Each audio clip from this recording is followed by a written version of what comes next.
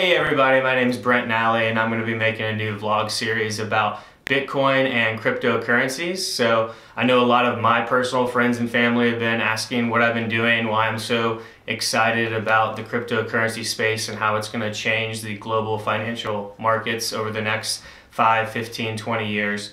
So that's what this series is going to be about. I hope it to be very interactive, so please feel free to comment down below if you have suggestions about this video or suggestions about what content I should create next. I do want to make sure everybody understands that we're going to start at the very basics of what Bitcoin is and what cryptocurrencies are, and then we're going to scale up from there. And hey guys, my name is Christopher Lau. You actually may know me from Lau Travel. I'll be behind the camera doing a lot of the film for Brent Nally, so I'll be partnering with Brent, producing a lot of great content on cryptocurrency, asking a lot of questions. I don't know that much about it, so this is going to be great for the viewers and for me myself. So let's get on with the questions. So Brent, what is Bitcoin?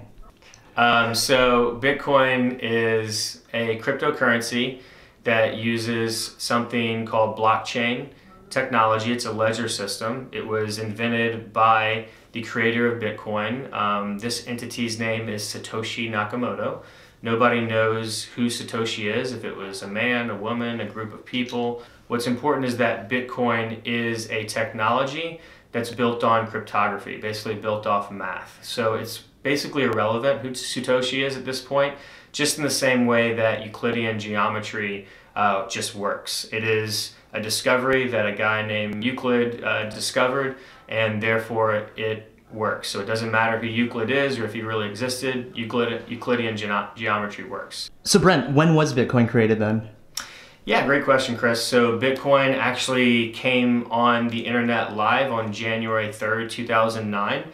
It started off a few months before then, in late October 2008, as a white paper that Satoshi Nakamoto posted to a cryptographic community online, a small group of weird cryptographers. And they basically looked at this white paper and they said, yeah, this really works, why don't you build it? So Satoshi wrote some software. It's all open source software, and then it went live January 3rd. At that time, it had less than a penny per Bitcoin, and the real test came when the first Bitcoin purchase occurred for an actual good or commodity. It was actually 2 large Papa John's pizzas that were purchased for 10,000 Bitcoins. So as we sit here today, it is September 11th, 2017. So that would basically be roughly $70 million in today's dollars for 2 large Papa John's pizzas. So when would be a good time to invest in Bitcoin? Yesterday would be a great time to invest in Bitcoin. I think today would be the second best day to do it. So it is pretty volatile to most people's standards, right? It can go down 15%, 30% in a day. It can also go up 15%, 30% in a day. But if you zoom out from the days, zoom out on the charts from the week, month, it's going up every year dramatically. And there's no reason to believe that it won't keep going up. And that's one of the things that we're going to talk about in this vlog series.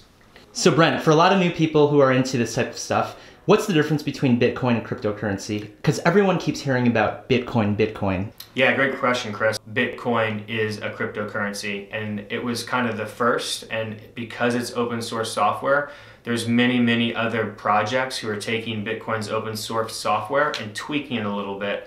So as of today, there's over 1,000 cryptocurrencies. I think there's about 1,100. 95% of those are basically garbage, but about 5% of those are some really interesting projects that I've actually been investing in. They're called alternative coins, or what people will call them is altcoins. So there's some very interesting projects. I hope to get to that in this vlog series because that's where I think you can make some pretty incredible returns. For the new users out there like myself, how much do I need to invest in cryptocurrency? Yeah, so I want to be clear that I am not a financial advisor and this is not financial advice. So really you should only invest whatever you feel you could actually lose. That's always sound advice that I give myself for any type of investment strategy. You know, for me, it's something that I believe in quite a bit, and you shouldn't invest in it until you actually believe in it and somewhat understand it yourself. Now, you don't have to understand every single detail. I can eat a piece of romaine lettuce and I can get value of that romaine lettuce because I know it's healthy for me. I don't know every single micronutrient and macronutrient in there. I don't understand all the science of why it's healthy to me. I just basically trust that it is. So when you get to that level, when you have trust that this is actually going to be beneficial to the global economy and to you, that's when I think you should take that step. And you can start with just investing $10. You don't have to purchase an entire Bitcoin, which today is roughly $4,300 per Bitcoin. You can start wherever you feel comfortable, and we'll talk about where to actually purchase Bitcoin to start off if you are a US citizen. So Brent, how does one get started on Bitcoin? Yeah, great question. So I think if you're a US citizen, the easiest way to get started with Bitcoin, if you actually want to purchase it, is to go to coinbase.com, COINBASE. There'll be a link below. You can go ahead and purchase by linking your checking account up, or for a higher fee, you can actually just pay with your credit card. There's other ways to purchase, especially if you're outside of the US. There's many different ways. You can also get paid in Bitcoin. There's a service that can do that. So you can go to your employer and say, hey, I don't want to get paid in these dollars anymore. I'd rather get paid in Bitcoin. The easiest way for most people is to just go to Coinbase and purchase Bitcoin. So Brent, for a lot of new users like myself, I'm sure a lot of people are asking the same question. How do I withdraw my money? Like, how easy is it? Yeah, so I think you're referring to Coinbase. So if you buy Bitcoin on Coinbase, it's actually going to take about 5 business days for that transaction to actually settle and for you to get access to your Bitcoin or your Ethereum or your Litecoin. Those are the 3 cryptocurrencies that Coinbase sells.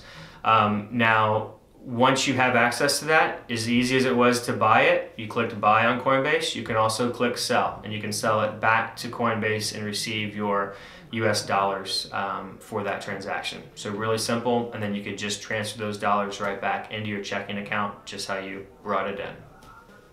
Is cryptocurrency safe? Like, is it legal? Yeah, great question. So as of right now, on September 11th, 2017, cryptocurrencies and Bitcoin is completely legal according to the US laws. China actually just banned ICOs, which are initial coin offerings. It's kind of a play on initial public offerings. And they're talking about banning certain exchanges, but only in China. China did try to ban Bitcoin a few years ago, and so did Russia and some other countries, but they realized that they can't. And that will be an interesting vlog that we will make on why Bitcoin can't actually be banned, or why it's very difficult. You'd basically have to shut down the entire internet to stop Bitcoin. So it's a really interesting conversation that we won't jump into yet on this video.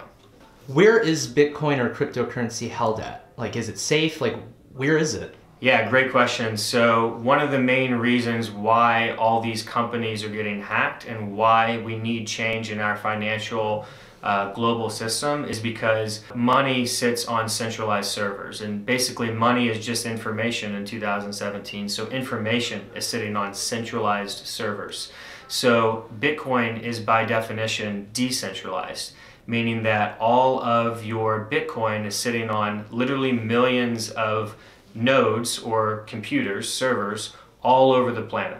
So it's decentralized, so there's not one server that you can hack into and steal all the money. If you think of it as being more physical, if you're not really computer savvy or tech savvy, then think of it as being a central bank that has all of this gold or all of these fiat dollars, paper dollars in there, and one person can go in and they can rob that entire bank, and then the money's gone. Now, most banks, even a long time ago, were FDIC insured, but the money's still gone. That has not happened with Bitcoin, and most likely will not happen anytime within the next 5 years. There's already projects going on right now to ensure the safety of Bitcoin in the future, the network of Bitcoin. And Bitcoin's never been hacked, neither has any major cryptocurrency. That's why it's very secure, and that's why it's a good idea to at least investigate this and put some money, a small percentage at least of your net worth in here as a hedge on the financial global markets.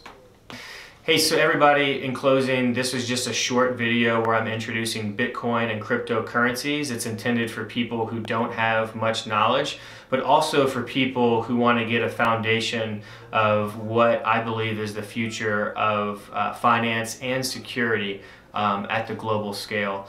And we're going to be jumping into a lot more specifics on each one of these major topics that were discussed. So I hope that you'll be able to join and we'll go on this journey together. All right. Thanks for your time, Brent.